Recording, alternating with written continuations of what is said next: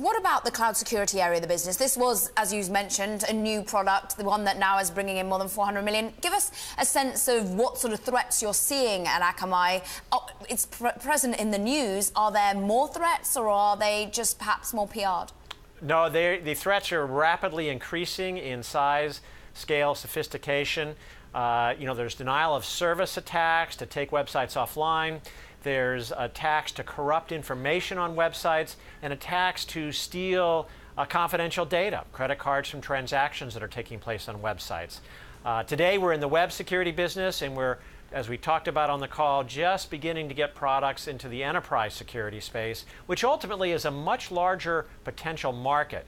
And these are products to stop malware, to stop phishing, and to stop corporate-level data exfiltration attacks. Huge potential area for Akamai.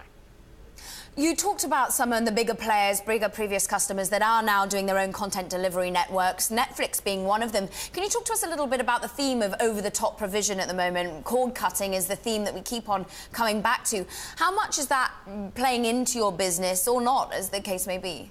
I would say our over-the-top business is growing at a very strong and steady clip. And I would expect that to continue. I think everyone believes there'll be more and more watching over the top, and we get a large fraction of that business at Akamai because of the very high quality delivery that we provide.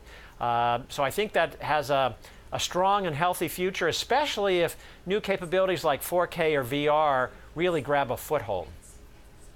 And can you talk to us, just going back to some of the concerns that were highlighted by investors? We talked a little bit about how quickly you think the revenue will come online, and already accelerating. We saw revenue up some 7% in the fourth quarter. But what about the margin pressure? How long do you think that will exist while you use this investment cycle?